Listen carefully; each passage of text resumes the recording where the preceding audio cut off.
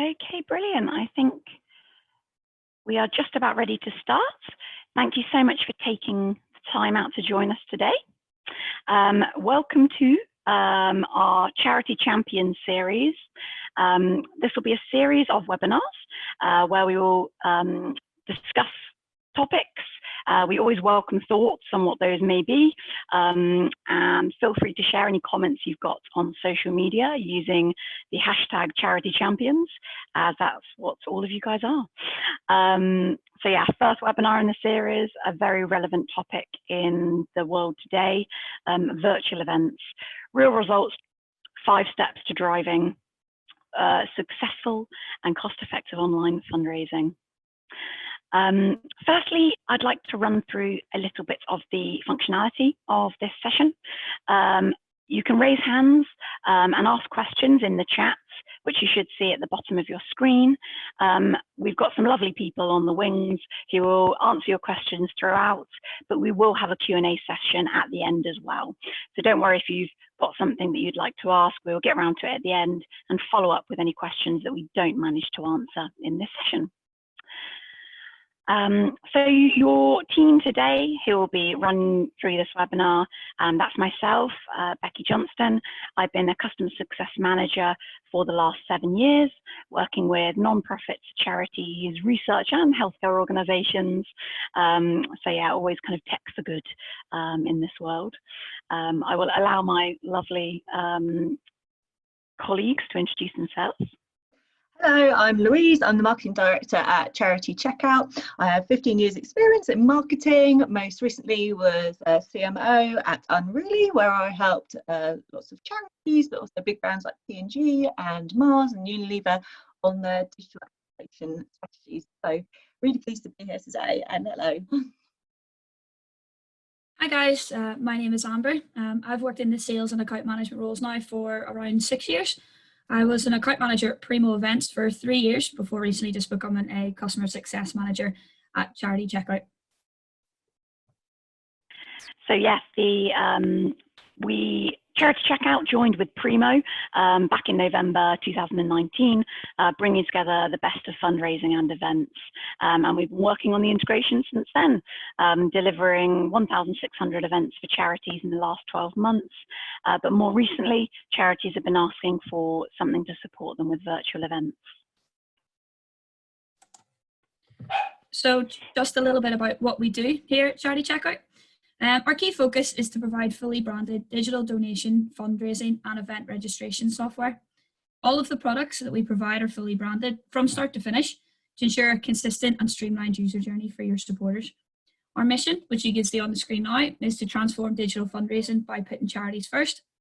And you'll see the little award down at the bottom there. We're very proud to be the winner of the most committed company to the sector at the 2019 Fundraising Awards. Here are some examples of some of the charities we currently work with at the moment. So we currently work with 20 of the top 100 charities, and we've helped just over 4,000 charities raise over 60 million for good causes.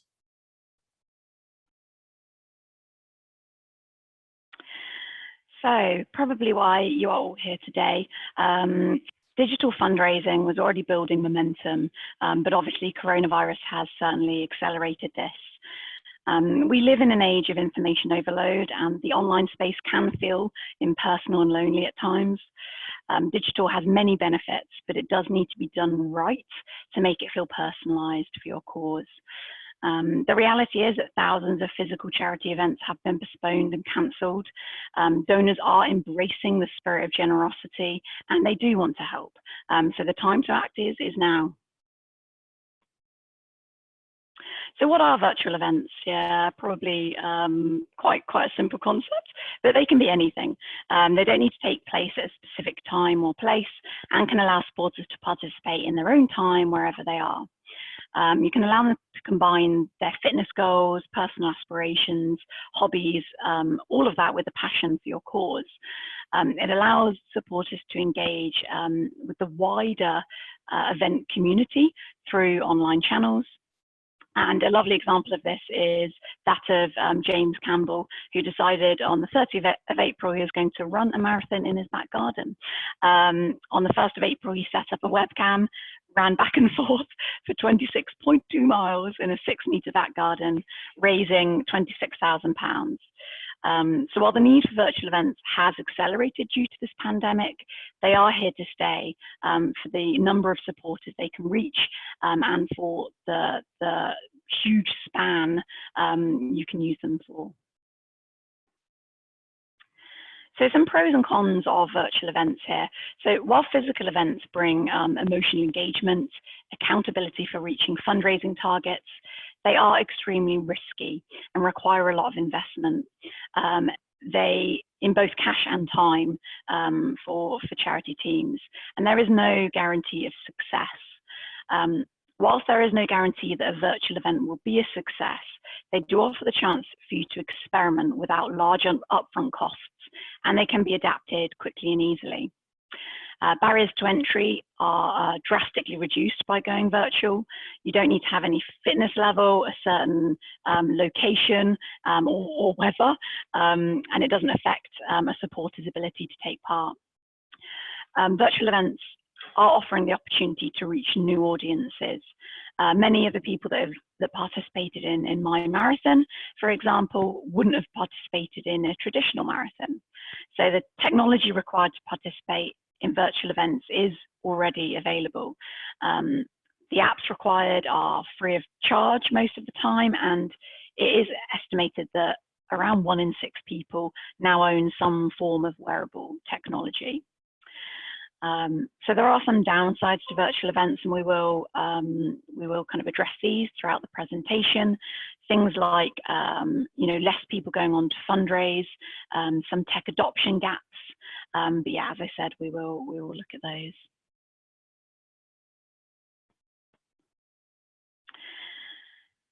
So new audiences do provide new opportunities for your charity.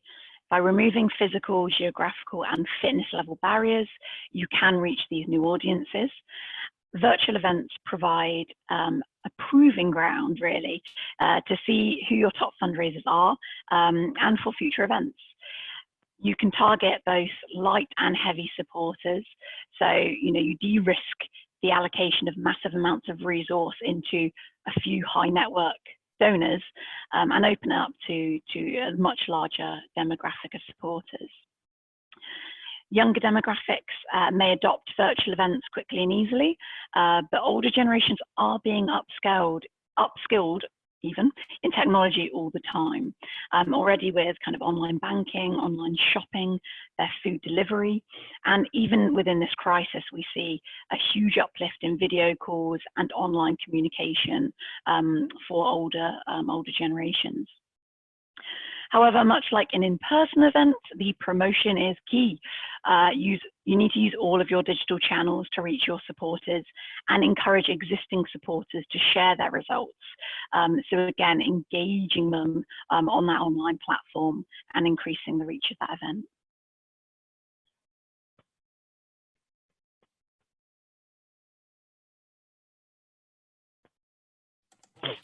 Okay guys, so over the next few slides, we're going to look at the 5 steps to driving cost-effective online fundraising. You'll see the 5 steps listed on your screen now. We will have time, as Becky mentioned at the beginning, we will have time for a very quick Q&A session at the end, but if you do have any questions as we go, please send them into the chat or the Q&A button at the bottom of your screen, and our lovely CS team will get back to you throughout the presentation.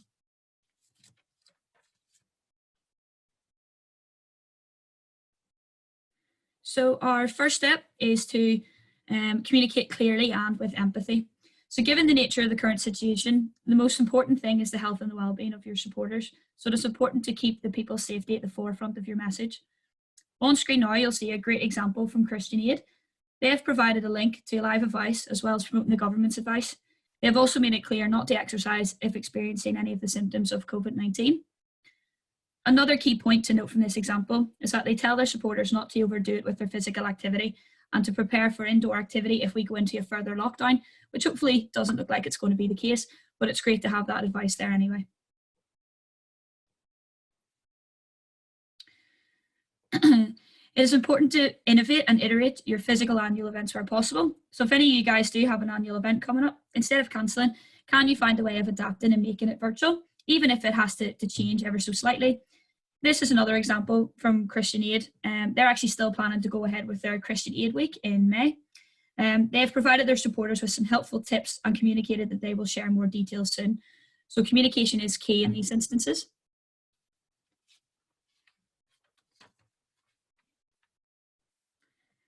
So during these periods of isolation, supporters can be lonely, so especially if you were isolating alone. So it is important to give them hope and foster a sense of community. On screen now, you'll see an example from Cats Protection, who are actually encouraging people to engage on social media by posting pictures of them and their cat in isolation, and they've provided some hashtags to use in order to spread the cause even further. It's also a really good example of clear, concise instructions and contact details. So naturally at this time, a lot of supporters, if you have had events that have been cancelled or having to be rescheduled, it's obviously a worrying time for supporters, and they're looking for refunds, so they're looking for a bit of advice on what's going to happen with the events. So it is really important to put clear, concise messaging on your website of email addresses and phone numbers that they can contact.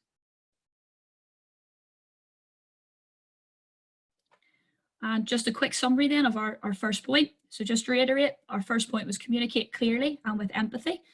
So just to summarise, it's important to put a link to live advice and tell people to follow the government guidance. There's a lot of helpful government websites that are providing information, and it's also accessible across social media as well. Tell people not to overdo it if they have symptoms of COVID and not to exercise. Give supporters a choice, so don't always make it solely a physical activity such as running or cycling. Give them a choice of the type of activity that they do. Provide clear contact details, encourage them to engage on social media, and provide any free downloadable resources that you may have. And if you do have an annual event coming up, try and keep that in the pipeline and try and make it virtual.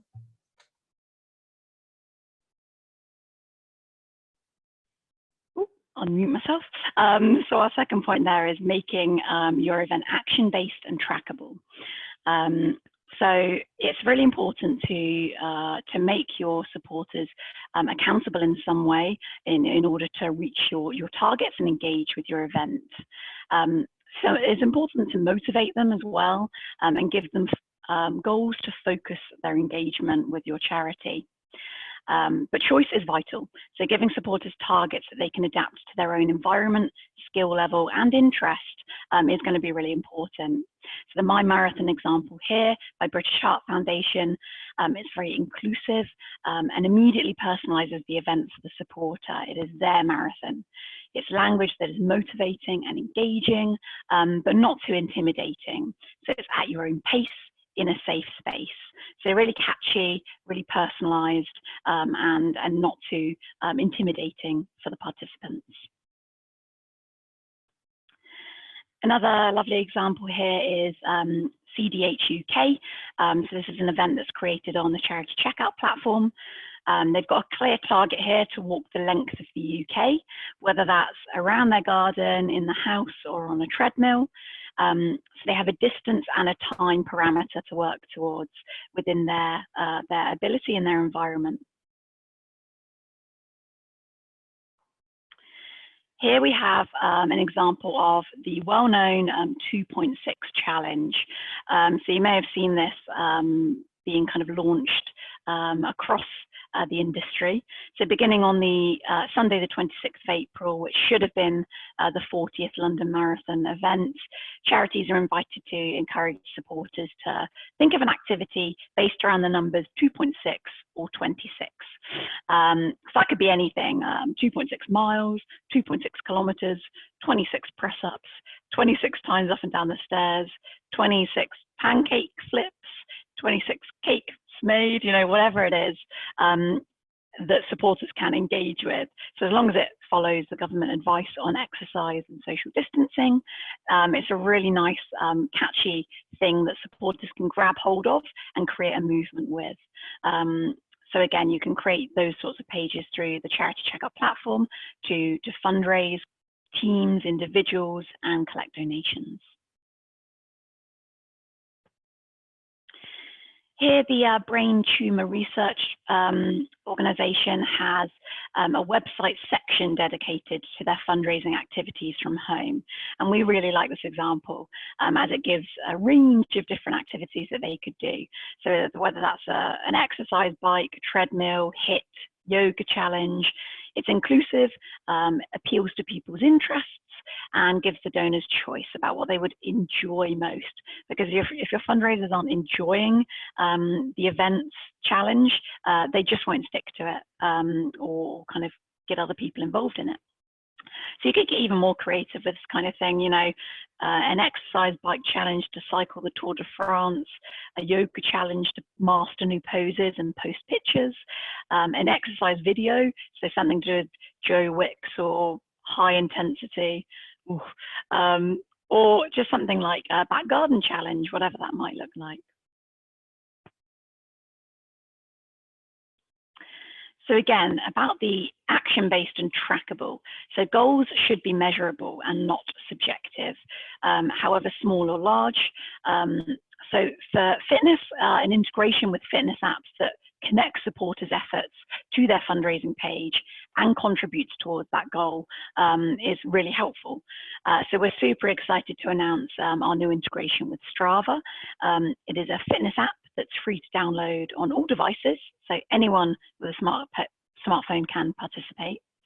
The integration will allow supporters to register for your virtual event, connect to Strava, and automatically post their progress updates to their fundraising page. This will enable participants to undertake your challenge at home, so activity indoors or outdoors, and key milestones can be used to help promote the events and engage your communities. So things like, you know, we're halfway there, we need your support.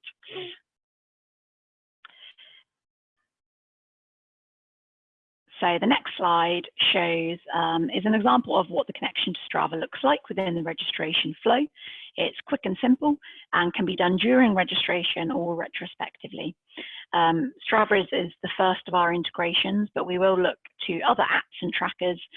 So please share any ideas that you might have. You know, we're looking into everything from music to other kind of fitness and activity apps. So when linked to CharityCheckout, fundraising pages will be automatically created as part of the participant's registration, and no account creation is needed, and event pages are there to use straight away. So here you can see that when Strava is connected, workouts can be logged and automatically published to the fundraisers page. It can be total activity based on distance or time, and it will be completed as the fundraiser participates. Sharing options will be added to the page to encourage them to share this on social media and get others involved. So what if your event isn't a fitness event? So we have developed an update feature, if we pop back to the last slide, that allows you to post updates to your page. So personal or team pages can allow fundraisers to post updates, pictures, videos, any kind of content to allow it to kind of create it into a social media wall. So in that way, people can post pictures of the cakes they bake, the yoga poses that they do, videos of bad singing, karaoke, whatever it might be, to engage sponsors and engage the fundraiser with your charity.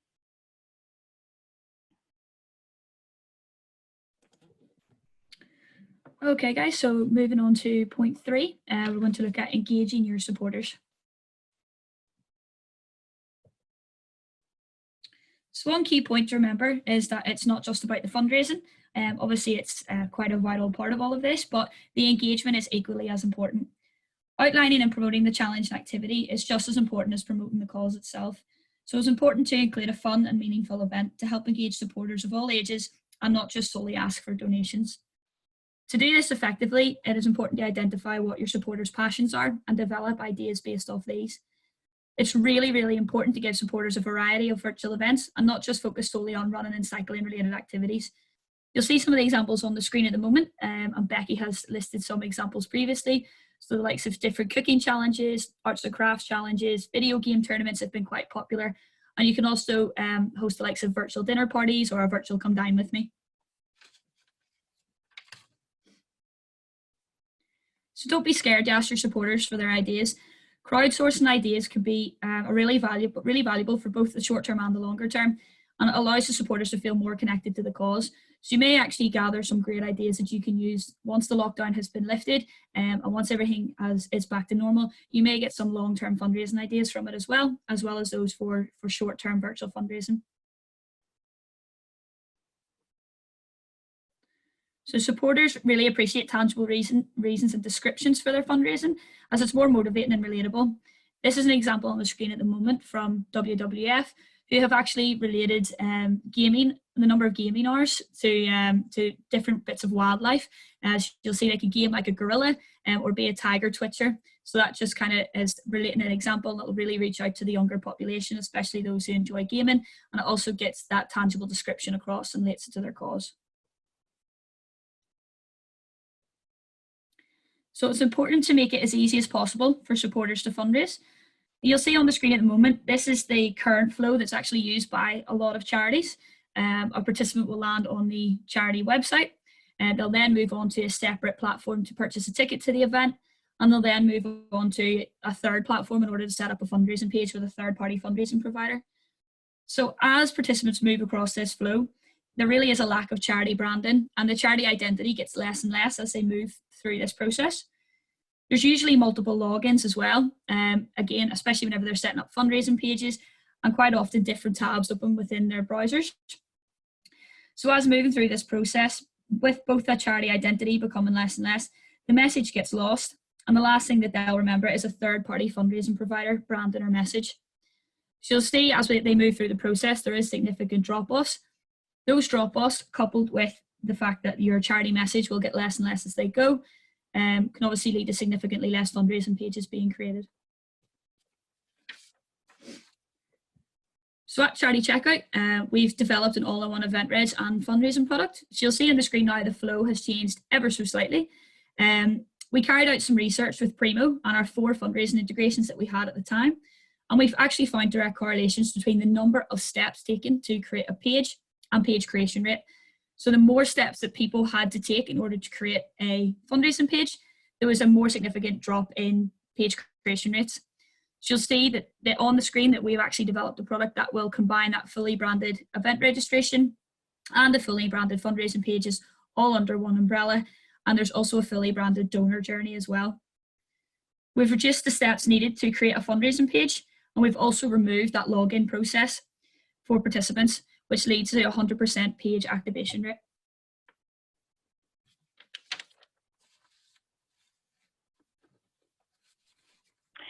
So point number 4 is to embrace the fundraising from home revolution.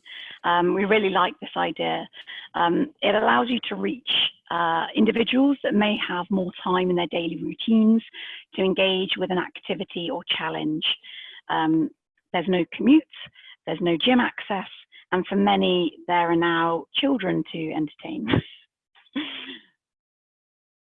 So look into your corporate partnerships to see if they would like to turn kind of simple daily challenges for their employees into something for the greater good. Organize a dress up or dress down day, share photos and comments, and build a community in home workers. CSR is more important than ever to keep spirits up and employees connected.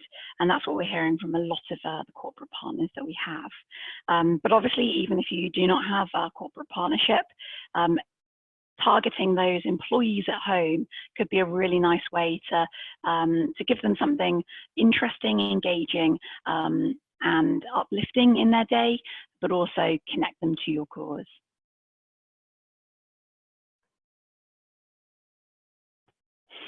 So it's really beneficial to use topical events to plan your virtual events around. Giving Tuesday is being launched next month, a campaign that lots of supporters are already aware of and participate in. You can also look around campaigns for the NHS services. Sharing links to related events on your social media is a good way to raise your profile with something that already resonates with supporters and that is supporting the structure of the UK. So look to industries that are thriving in this climate. You've got online entertainment, online education, remote learning, online food shops, health and wellness. Is there anything with this kind of booming industries that you can look to base your virtual events around or connect with to do a kind of a joint campaign? This is a lovely example of Soundabout in Oxfordshire. They help people who have complex disabilities by developing their ability to communicate through music and sound. So they leveraged a Facebook Live platform to stream their performances to audiences. Viewers can engage in a chat, and it's an inexpensive way to reach a lot of people on social media.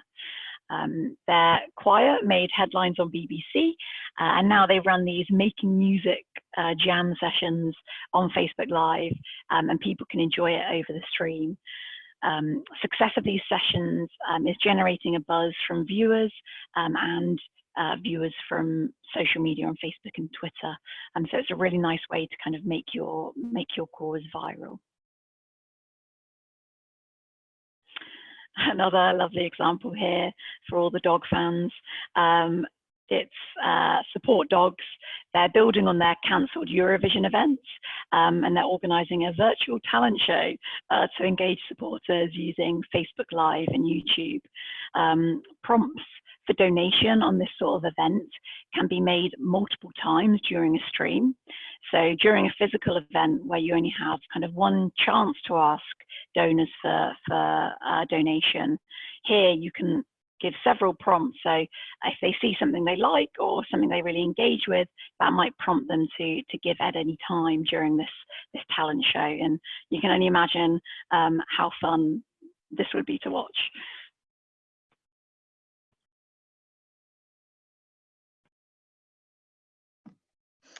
All right, so we're now coming to the final piece of advice before we go to a demo. So that is to put your course centre stage. So what we mean by this is really thinking about your brands. So brands are like incredibly powerful assets to support your cause. Of course, the strongest ones are valued at billions, as we see here with Cancer Research, British Heart Foundation. It's really actually important for charities of all sizes. It makes your cause more memorable, it builds an emotional connection with supporters, and it increases intent to give as well. Even more important as well online, where giving can sometimes feel intangible or not as tangible as when you're giving a physical event. And a strong brand personality really, increases your fundraising income. The majority of kind of purchase decisions that we make in our lives, and this includes giving as well, are emotional. So there's a Harvard Business Study review that shows that 95% of the decisions that we make are emotional and 5% are rational. And a brand is a really, really integral part of this. The problem is that sometimes branding space, and this can become a problem. Charities with brand names can actually become confused, and donors can be unsure what they're actually giving to. We did our own study last year, and we found that 46% of those can't actually remember who they gave to when they last sponsored a friend online. They couldn't remember who charity benefited. And the average person can only remember the name of 9 charities. So the problem here, of course, is the supporters may not remember you moving forward once they've given, kind of leaving you with missed opportunities. And it can be really tempting right now to not think about branding. We're all so busy. And obviously the crisis has thrown lots of problems at us, but there's a lot of kind of significant research out there that proves that you need to continue to think about your brand during hard times, because it means that you will bounce back quicker once the crisis is over and it's time to recover. So you really need to be spending as much on your branding as your direct response marketing, or at least thinking about it as much. And here you can see some really strong statistics. Brands that go dark during recessions really suffer from quite significant brand metric declines, and that kind of cutting spend during these times can be difficult. here, just kind of summarising, there's kind of 3 key benefits as we see it to branding. So one of that is obviously to boost your share of voice. Secondly, you want to kind of engage and establish trust with your supporters and make them feel good long after the crisis. And really, you know, here we've got a brilliant example which I love. It's the National Trust that was on their Instagram page. It's got a really strong logo. It's got animals and the great outdoors featured within it, and the message shows kind of hope after the crisis, which I think is lovely. But the core point here is it's using their core brand codes, the logo, the message, the images. It could really only be them who's doing this, and it just makes it more memorable for supporters. Here's another really lovely example. So Mind here, hosting virtual fundraising ideas, but they're all anchored around their 5 ways to wellbeing, so their pledges. So they have ideas like virtual craft, mindfulness, decluttering and learning, and all of these things have been proven to help mental health and wellbeing. So they've really put their charity and their cause at the centre of the events that they're recommending. And here's just a really fun example from the RSPCA. So they have kind of a downloadable quiz questions that you can take from their website. And all the questions are about animals, which are actually, you know, I love this because it really reinforces what their cause is all about. And as people are playing it, they remember the RSPCA. So it's really, really effective. I'm just going to hand over, as we're going to show a quick demo of the form in action now.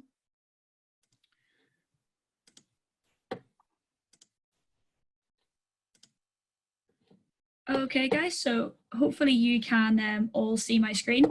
In the last webinar I did have some technical difficulties with my Wi-Fi, so if things run a little slow, I do apologise. If you could bear with me, that would be brilliant.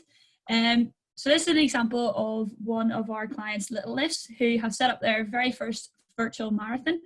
This example doesn't unfortunately have the Strava integration in there, as the Strava integration will be launched within the next few weeks.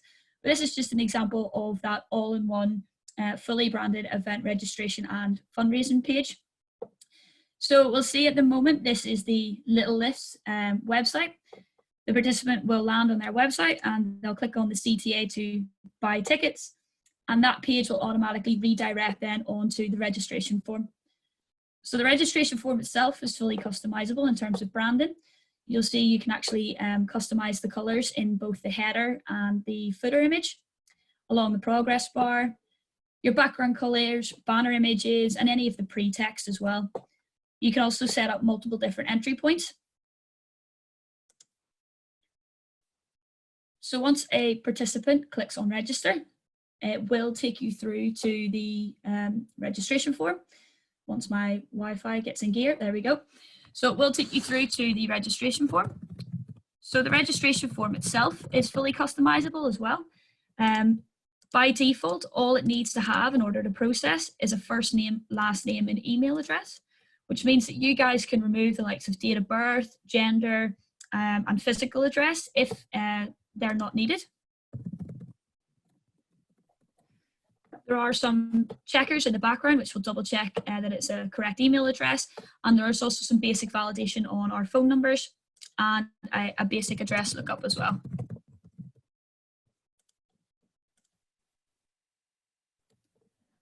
You'll see here an example on the screen for GDPR.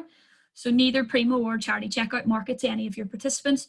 So we don't need to pull in any of our own GDPR questions. You guys have full control over any of the GDPR questions that can be pulled through. So you can keep these consistent across all of your events, or you can chop and change it on an event by event basis to see which works best for yourself. Once we then hit continue, we'll take it through to a confirmation page. So this will allow the participant to register another person if they need to, and they could go through and purchase their ticket. I'm just going to go back in and actually, let me see. Yep, and purchase the ticket. The next stage will then ask for your card details. So if everybody could close their eyes and not note these card details down, that would be perfect.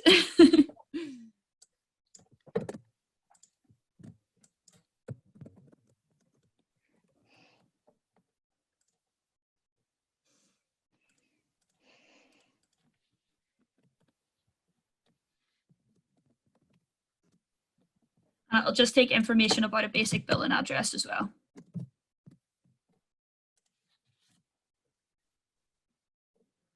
Once it processes the payment and the payment is submitted, you'll see then that they'll get a notification that they're registered for the event. Once they've registered for the event, then they'll have the option to start their fundraising. So the fundraising page has been automatically created for them in the admin area. So once they hit continue then, it will take them through to their fundraising page wizard. So all the stages now going forward are fully configurable by the charity, so by yourselves.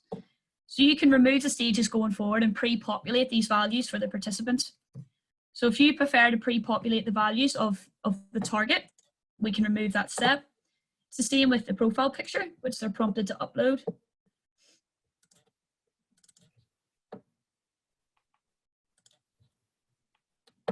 They have the option to upload a banner image, or they can choose to use the default image if they would like.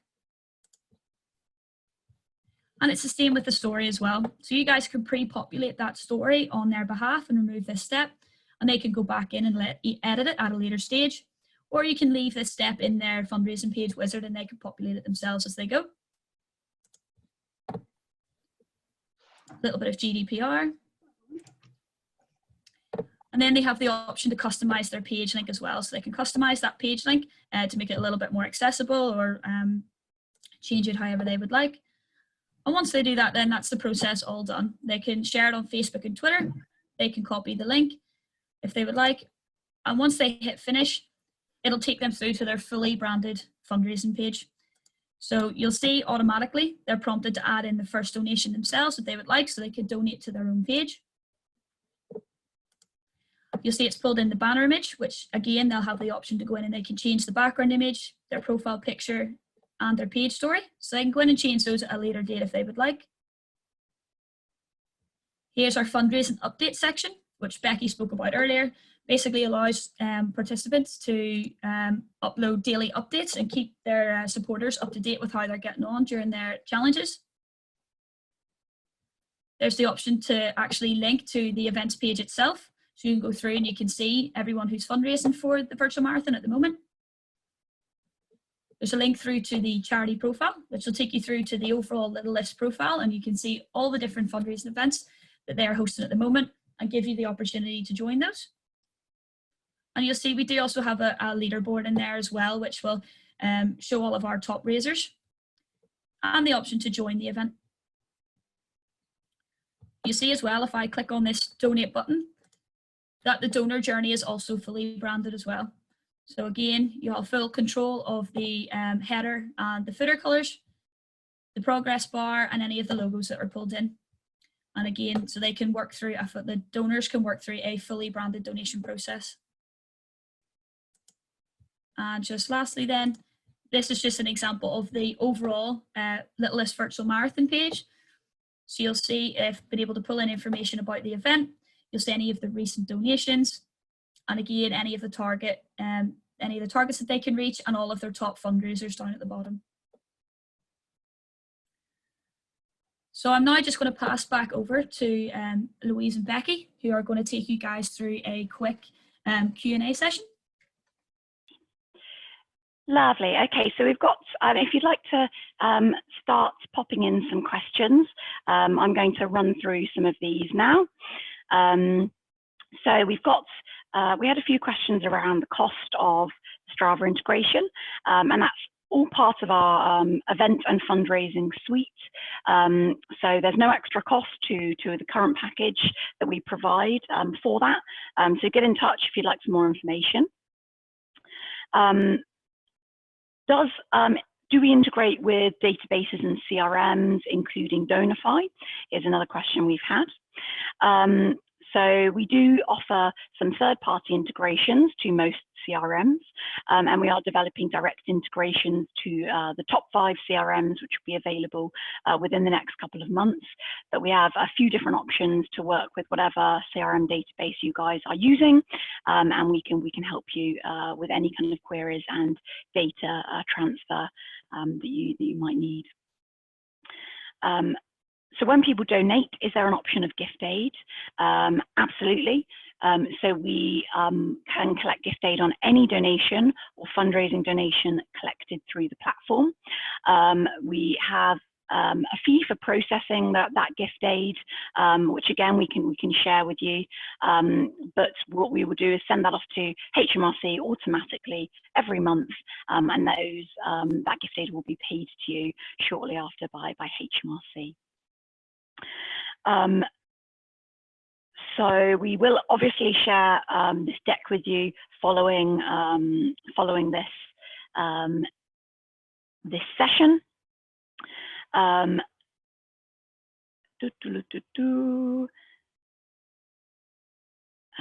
Just having a look. Any more questions? Yes, of course. Again, presentation slides will be shared for your attention, along with contact details of who you can get in touch with if you're interested in implementing the Charity Checkout platform. If you do have events, a couple of questions around events that you want to launch ASAP. Absolutely, we can get platforms up and running and events created very, very, very quickly. So don't worry about timescales. We will be on hand to help as soon as you need. So an interesting question here, can virtual events be effective even with a small supporter base? And is there evidence of virtual events growing supporters and repeat giving?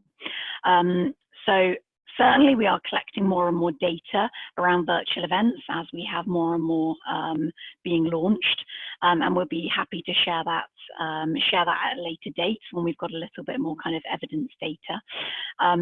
But yes, they can absolutely be effective within a small supporter base. So some of the examples that we've seen with clients are creating events with small numbers of people to achieve maybe a bit more of a challenging target for those people, or it might be a very select specific event just for a small number of people that can be highly engaged. So the advantage to that small supporter base is that obviously you've got a higher level of engagement, you've got more opportunities to contact those individuals and have more touch points. So absolutely they can be effective with small supporter bases and still reach a large amount of sponsorship. But obviously on the flip side, virtual events do allow you to reach nationally and any number and abroad as well, any number of new supporters. So you can kind of maybe A/B test a small supporter base virtual event alongside a larger supporter base event and see which works best for your charity. But certainly in future webinars, we'll be happy to show any kind of any data-driven things we discover on kind of virtual events. One last question. I think we are just coming to the end of our session. Has anyone done virtual auctions and raffles? So absolutely. I think you always obviously things like race nights, auctions, raffles, certainly look at the kind of, you know, the gambling website guidance, but we have lots of charities taking part in kind of these virtual events types to raise money. So certainly that's possible. It depends on whether you'd like to kind of share a streaming link to hold that auction or raffle, how you'd like to kind of work that operationally with your organization. But you can certainly kind of collect any number of things from your supporters, whether that's a registration for a ticket or kind of a voluntary donation for the raffle.